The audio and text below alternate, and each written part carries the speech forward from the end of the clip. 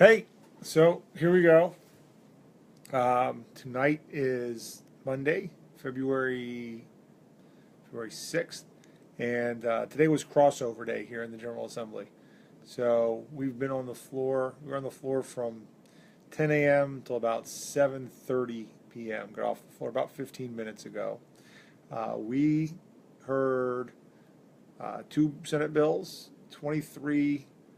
We voted on 23 bills in the uncontested block.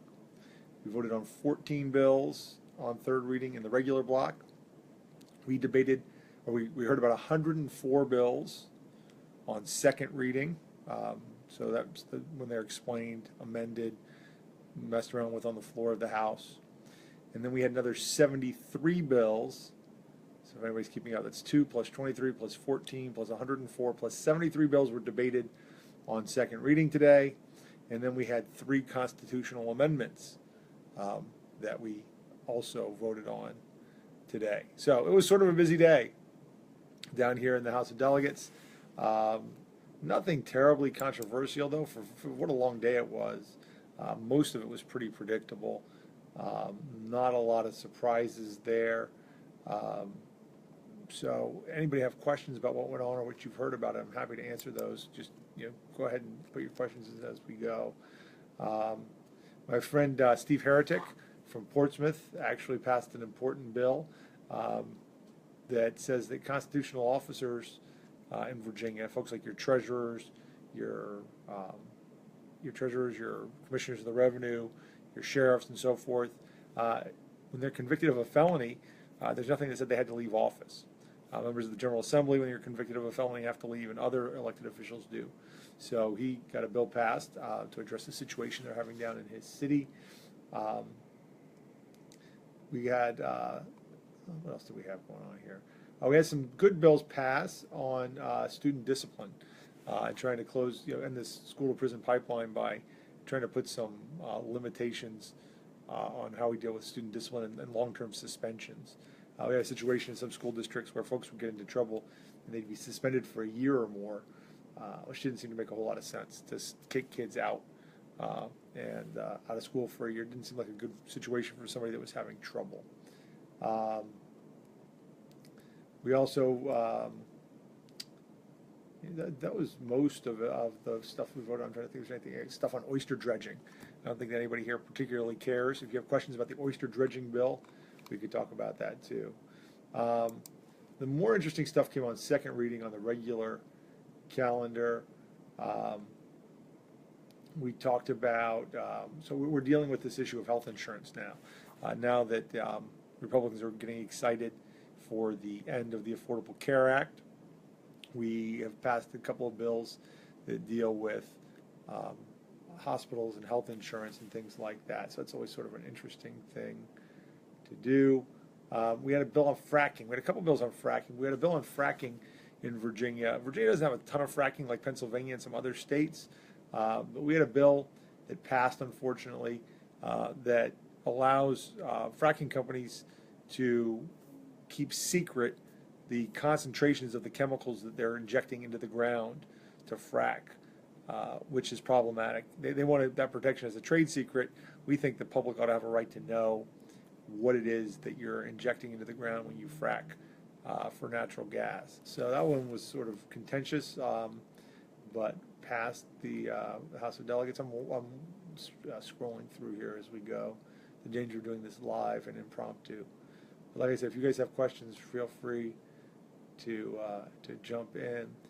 We had some expansion of, again, on a party line vote, of parental choice education savings accounts and establishing those over the will of the Virginia Education Association.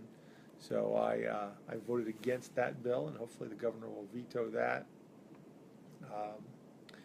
An interesting bill today that passed on temporary driver's license permits and for people that are legally here but may not be U.S. citizens.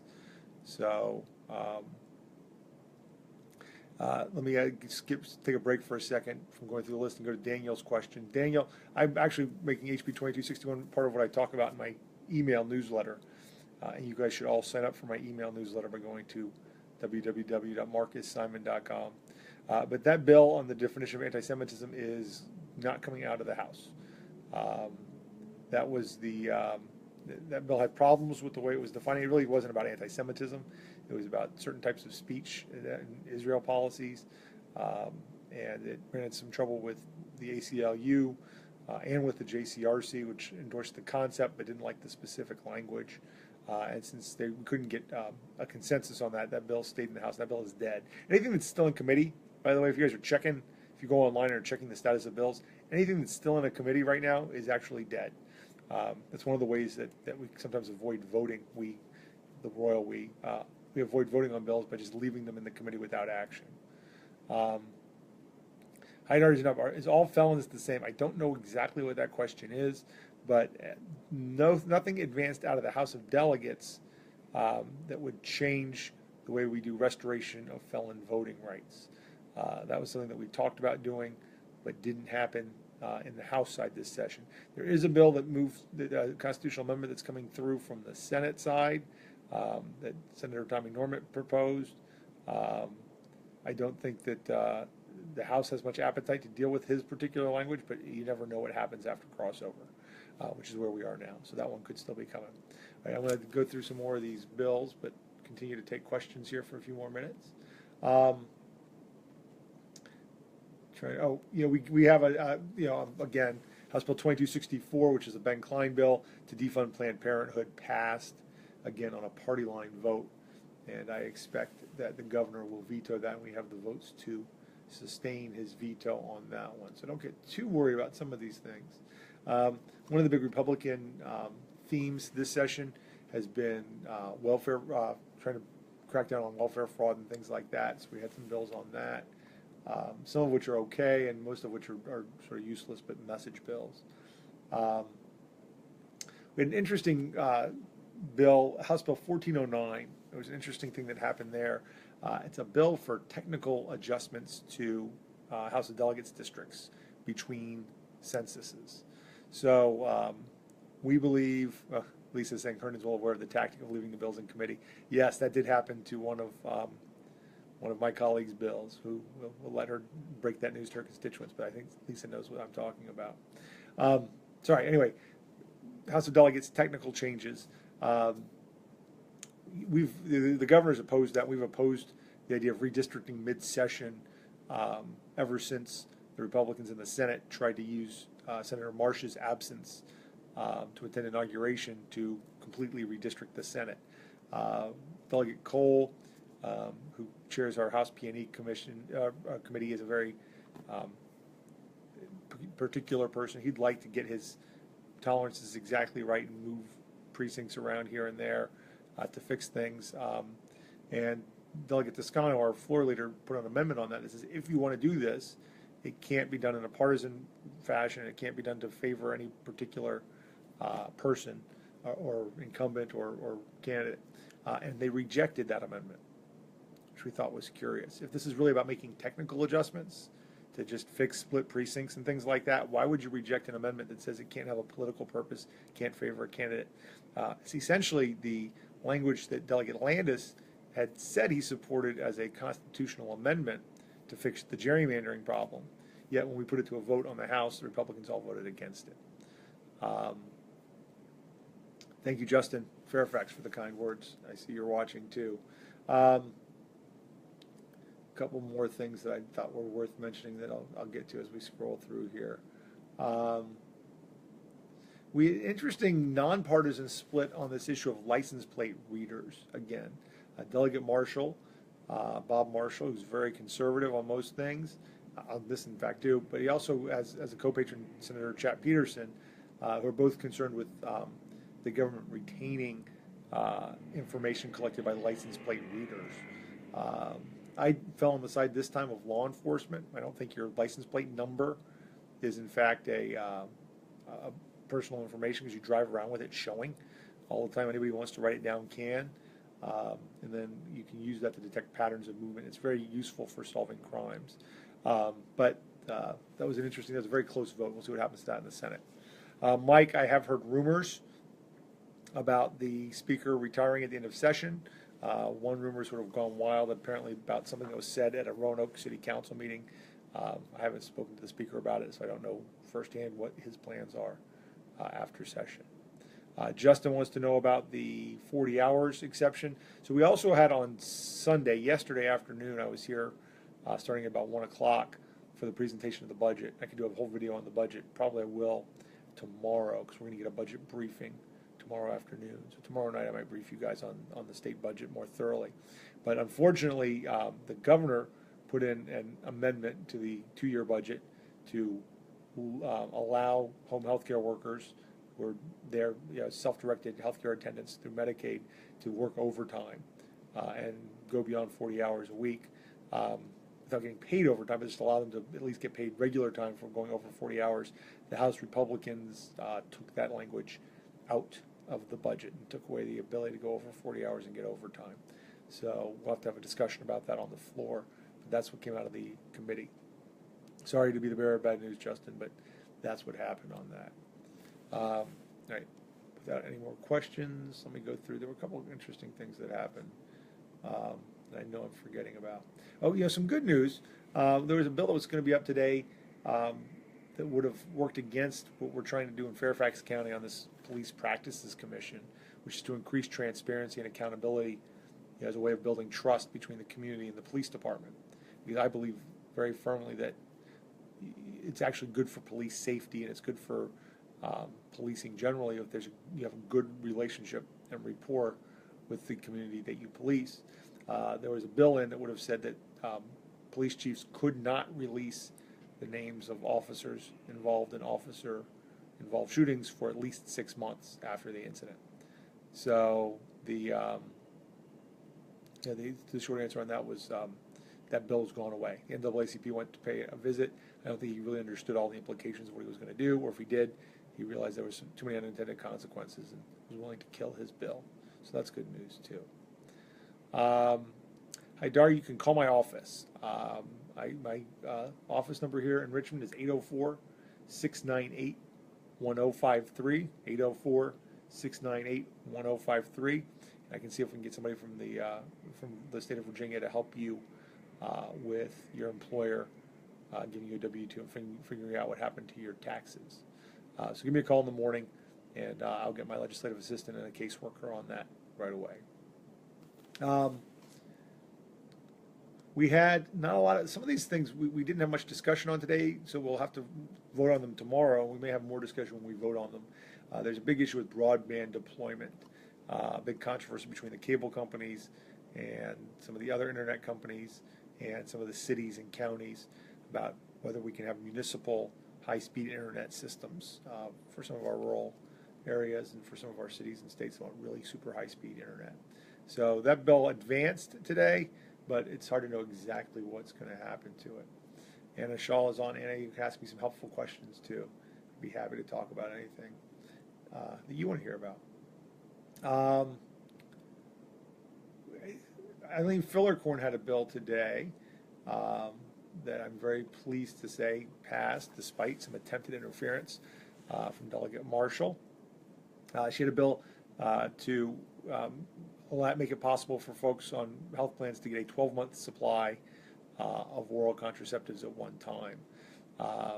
And that's sort of the better way to do it these days, and you get it consistently. It tends to be really, you get more consistent use. You don't have to forget to refill your prescription as often, and it's really good piece of public policy. Delegate Marshall tried to tack on an amendment to that bill that he said was just to limit it so an employer wouldn't have to pay more than 3 months at a time, so they wouldn't get stuck paying for 12 months worth of contraception through their health plan, and then have the person quit, which was sort of a silly argument to begin with. But then when he started talking about the real dangers of contraception, it turned out that he made it really clear that what his real intent was to try and prevent women from having access to contraception altogether. Pleased to say that Delegate Fillercorn, Delegate Watts, and some others were able to beat back that effort, and that bill passed by an overwhelming margin. So on the one hand, we lost the battle with Delegate Klein, at least for now, on defunding Planned Parenthood. On the other hand, Delegate Fillercorn's bill to increase the use of oral contraceptives passed. Um, we had a bill on tow truck drivers and predatory towing, um, which Delegate Hugo put in, which I think some of us are worried about Northern Virginia. May open the door, make it a little bit easier for more predatory towing, eliminate some of the checks and balances on that. So we'll have to take a look at that more carefully before we vote on it tomorrow. You're starting to get an idea maybe of just how much we have to kind of know about and follow here. And this is all in one day. You're going back and forth between women's health, environment and fracking, towing, Freedom of Information Act stuff. It gets to be taxing. But then again, I volunteered, so I can't complain about that. And then finally, unless you guys have more questions, we got to our, at about the 9th hour on the floor, just sort of the wacky way we do these things in Virginia, we got to 3 constitutional amendments, 2 of which are pretty innocuous, 2 of which I voted against anyway, though. So one would be to, it's sort of a silly one, keep an eye on this one, HJ 545. It's not particularly well drafted, it leaves a lot, I think, to be figured out, but would allow essentially the General Assembly to meet between sessions to prevent the governor from implementing regulations. Sort of a big interference with executive power. It's one of a series of measures that we saw this session to limit the governor's authority, very similar to what they did in North Carolina after they lost the governor's office. They had their special session.